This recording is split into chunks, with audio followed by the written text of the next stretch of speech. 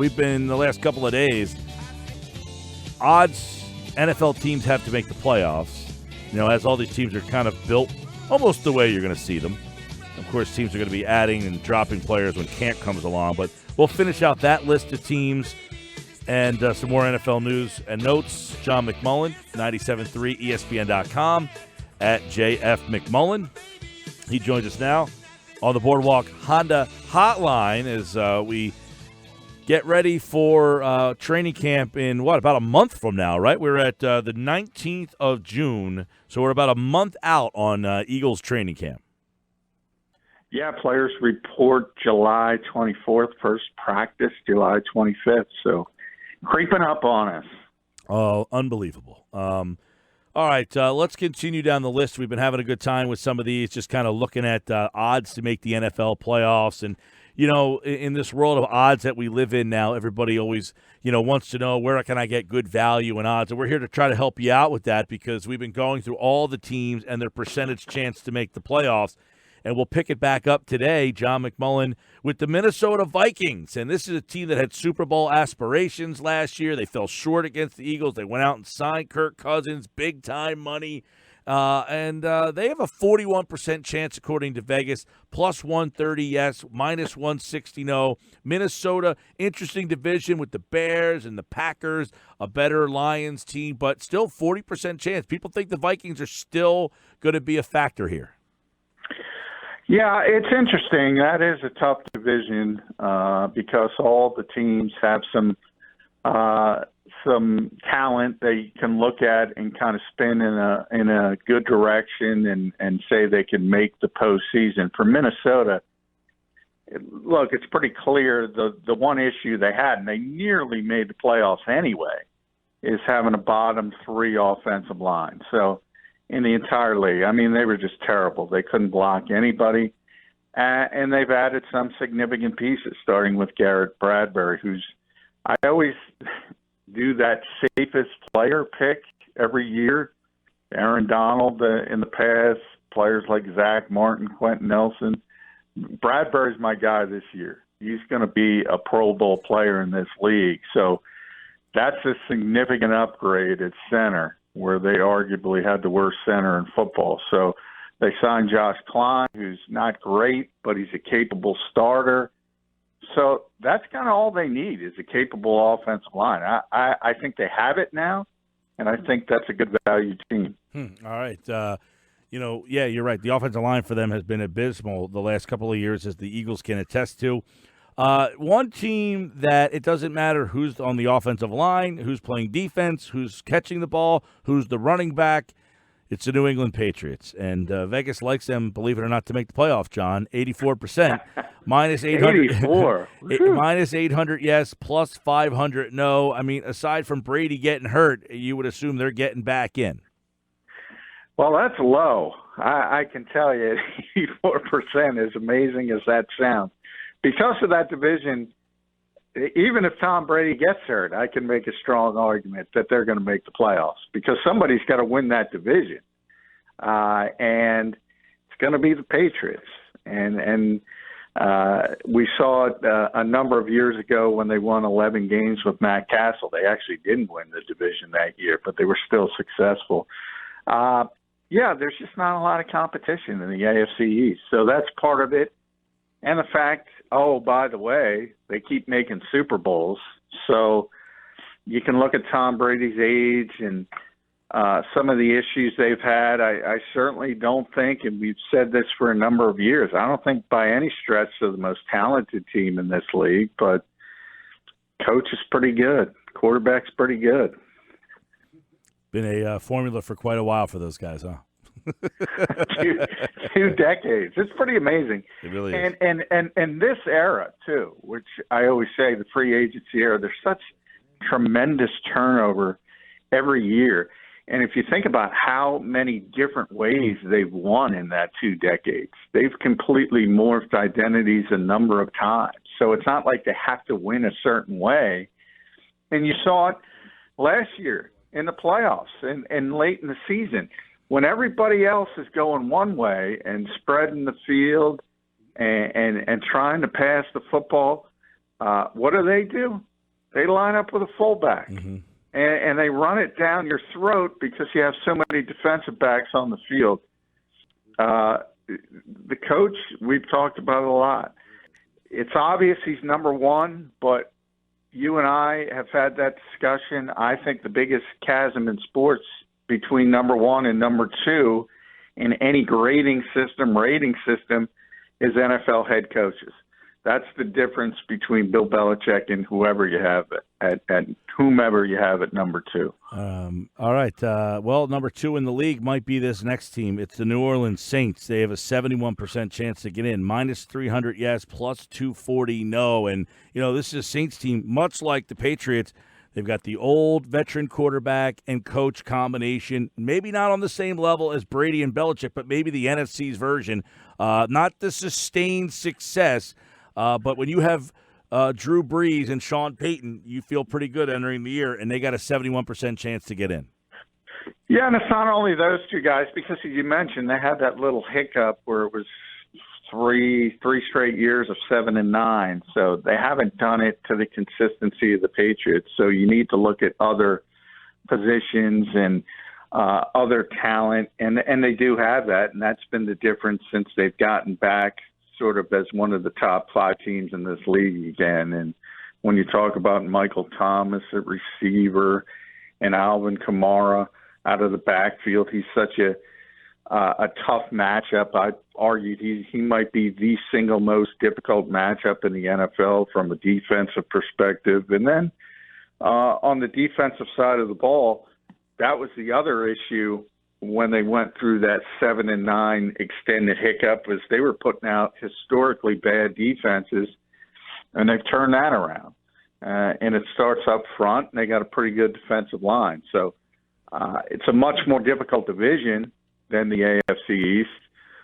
So there's more room for error, but that's clearly the best team on paper in the NFC South. The Giants are up next. Percentage of them making the playoffs doesn't seem very good, John. 15% for the Giants. Plus 500 yes, minus 800 no.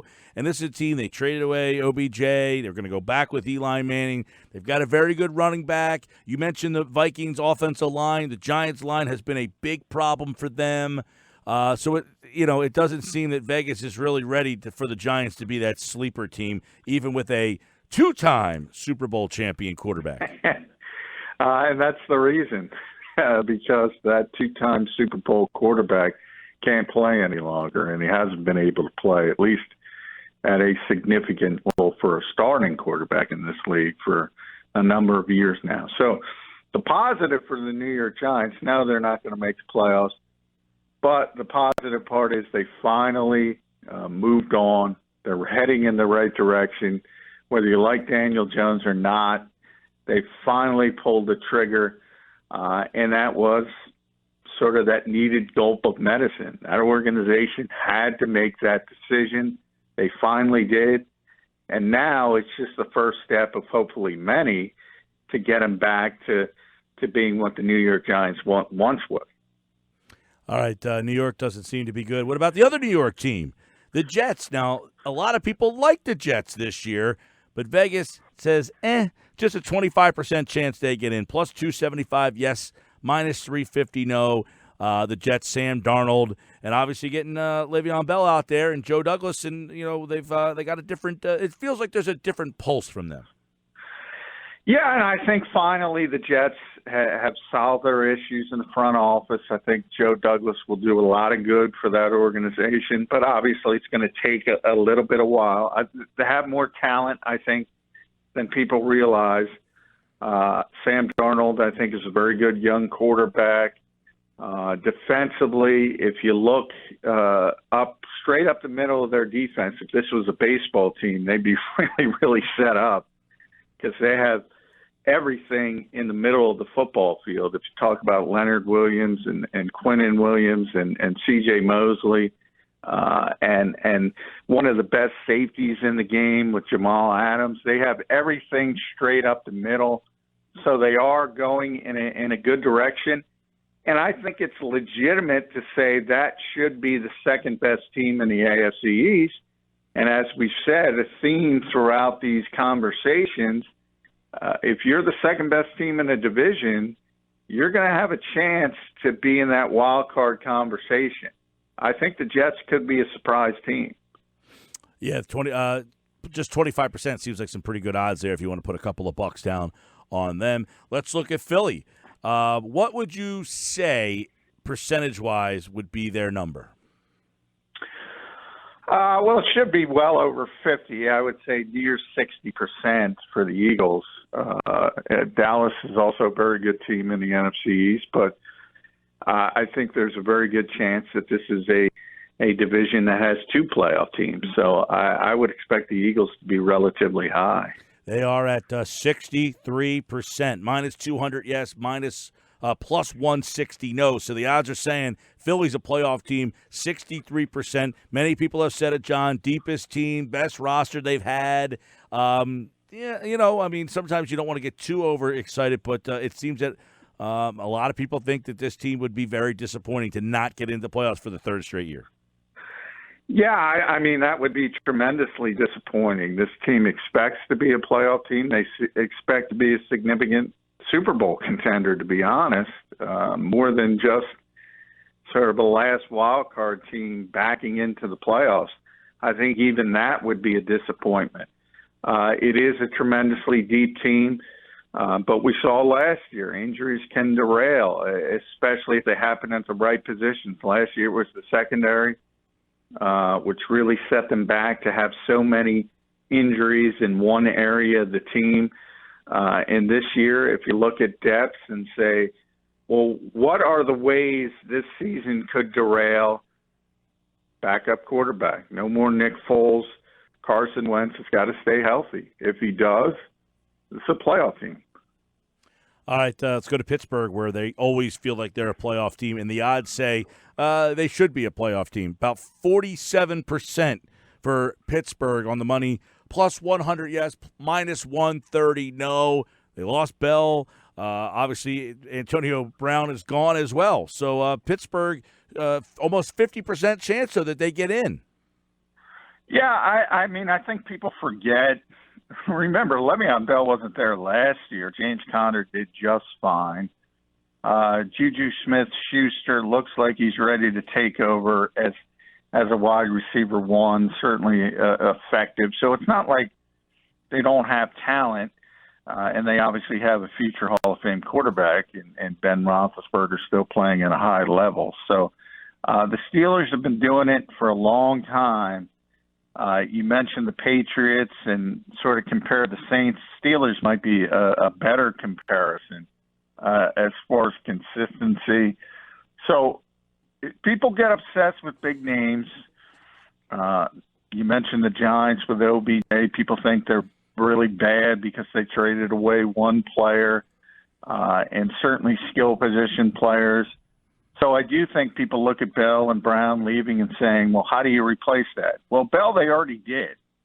And you could argue with Smith-Schuster, they're close to replacing Antonio Brown. Maybe not the same kind of explosiveness, but certainly winning football players. And, hey, the Browns probably have more talent in that division, but I would trust the Steelers more than the Browns, I'll tell you that. Stability does something for you there for Pittsburgh Steelers. All right, let's move on to Oakland. A lot of hoopla about them. They're going to be on Hard Knocks. They got Antonio Brown, but it doesn't seem that Vegas is believing in them. Just a 19% chance to make the playoffs, plus 400 yes, minus 600 no for Oakland to get in. And what could be their last year, I guess, in Oakland? Yeah, I mean, I think it's going to be 2 more years essentially, but we all know how those stadiums, you see the one in Los Angeles, they tend to get backed up.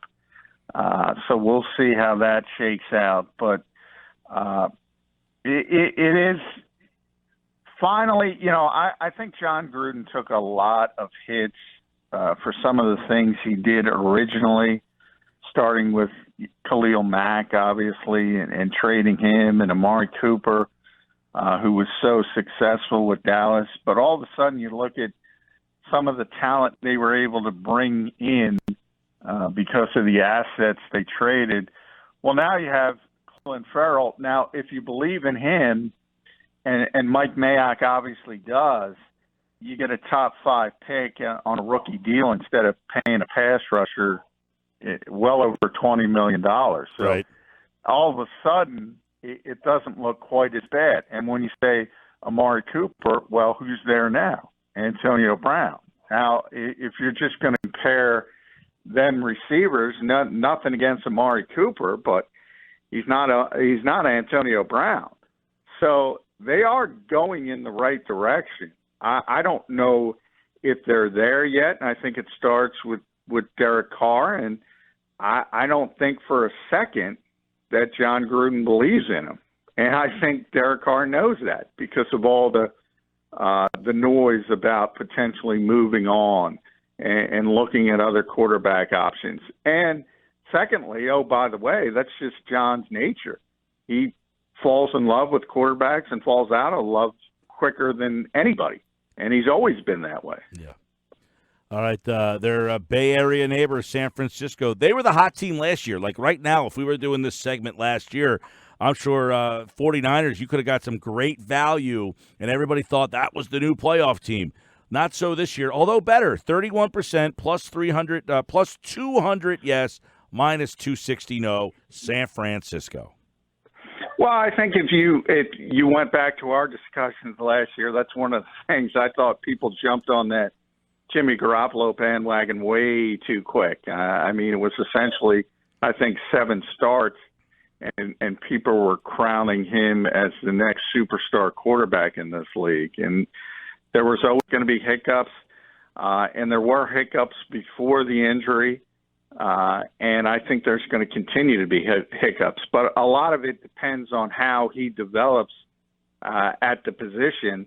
And the concern there is they don't have a ton of talent at the receiver position. So, they brought in Jordan Matthews, who's projected to be a starter. And you're talking about guys like Marquise Goodwin, and Deebo Samuel, who's a rookie. So they don't have a ton of receivers. I think that's an issue. They have a great tight end, though. Who's not a lot of people know about. I know a lot of people were upset here because George Kittle was an all-pro and Zach Ertz wasn't. But trust me, George Kittle is really, really good. So he does have that. And then defensively, they got a pass rush. And they brought in Dee Ford from Kansas City, and they drafted Nick Bosa. So right there, they should have a tremendously improved pass rush, and that was one of their main issues last year. So I still think they're ways away from being a playoff team, but they're a lot better than what they were lining up with last year. Tampa Bay, new coach. They're going to run it back with the quarterback. Lost Deshaun Jackson. Mike Evans is still there. 18% chance to get in. Plus 400, yes. Minus 600, no. Yeah, it's just too difficult a division. I can't see them making the playoffs.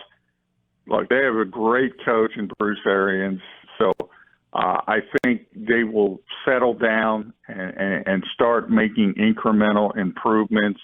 And I think he's going to be a huge upgrade over Dirk Cutter. But, again, you're talking about the Saints and the Falcons and the Panthers, so how are you going to overcome that? And I don't think they're going to make that leap and have the ability to do so. But, yeah, they need to show improvement from Jameis Winston, significant improvement. It's interesting. You go back to that draft, 2015, number 1, number 2, who do you want, Jameis Winston, Marcus Mariota? Well, hindsight, you didn't want either of them, to be honest, because neither of them have been. We talk a lot about that with quarterbacks, John, where you just take it because they're the only guys there, but they don't really necessarily deserve to be picked where they are. Yeah, and it's always that way. They get pushed up the board. But with Winston specifically, I'm really disappointed because I didn't think Mariota deserved to be up that high. I thought he was the guy getting pushed up the board. I think from a skill set standpoint, Winston had everything you needed to be a good quarterback in this league, and it hasn't manifested itself. And it's tough to explain why, because he does have all the ability in the world. Well, maybe having Arians there helps them. It should. That's part of it. Coaching and scheme is bigger than people realize. I always point to Donovan McNabb and his success and some of the other quarterbacks in that draft who are looked upon as bust. And I wonder if they got with Andy Reid, maybe it's a completely different narrative for them. So I do think that's part of it. But this is his last chance. He's got to show significant improvement or the Bucs got to go in a different direction. Same with Mariota, by the way. Speaking of which, Marcus Mariota, 23% plus 300 yes, minus 400 no. They were a playoff team last year, and they do it on defense. Yeah, it's one of those teams that, and we talked about that division where you can make a case for all four of the teams as being potential playoff teams, and that's the Titans as well.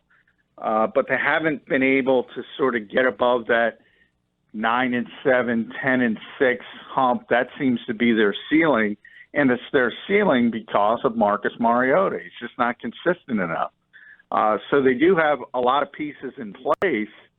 I do not see him taking the next step. I just don't think he's that type of quarterback. I think he's an average quarterback. Mm-hmm. So it's really difficult to win in this league at a high level when you don't have consistency at the most important position week after week after week.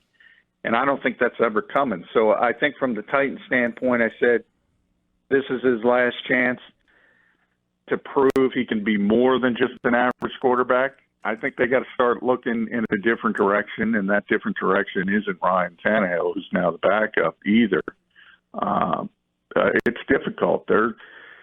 You always talk about it with the NBA being caught in sort of purgatory. They're kind of caught in quarterback purgatory. It's not bad, yeah, but he's not good enough. That's right. And they're good enough everywhere else to not be bad enough to be in the top part of the draft to get one of these guys. But we'll see because in the NFL, crazy things happen. And the last but not least, it's Washington. And doesn't look like Vegas likes them either.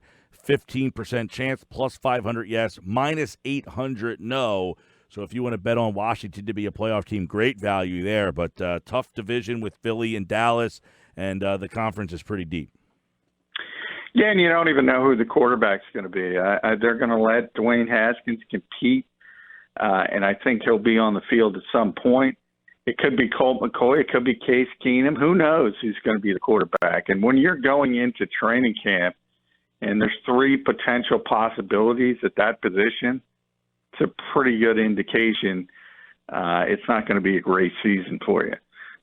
Maybe Haskins seizes the job and has sort of like an RG3 rookie season and surprises a lot of people. Right. But that, to me, is the only way good things are going to happen in Washington. And we know about the dysfunction in the front office and Daniel Snyder and Bruce Allen. That's not changing. Too many hurdles to overcome for the Redskins. All right, so bet no there. Make a couple of bucks. We just gave you all the NFL odds to be playoff teams or not playoff teams. So if you think you have 12, go bet on those 12 to make it, and then go bet on all the other ones no, and you can make a bunch of bucks right there just by listening to Football at 4 the last couple of days here on the Sports Bash Live on 97.3 ESPN. Head to 97.3ESPN.com, and John has his spring stock report. We will dive into that on tomorrow's show as we start to look ahead at what happened this spring. As he told you, we're about a month away from Eagles training camp. We'll have plenty more here on Football at 4 on the Sports Bash Live on 97.3 ESPN. All right, John, always enjoy it, pal. All right, thank you, Mike. At JF McMullen on Twitter. Give him a follow there. And don't forget, Football at 4 every day, 4 o'clock right here, Sports Bash Live.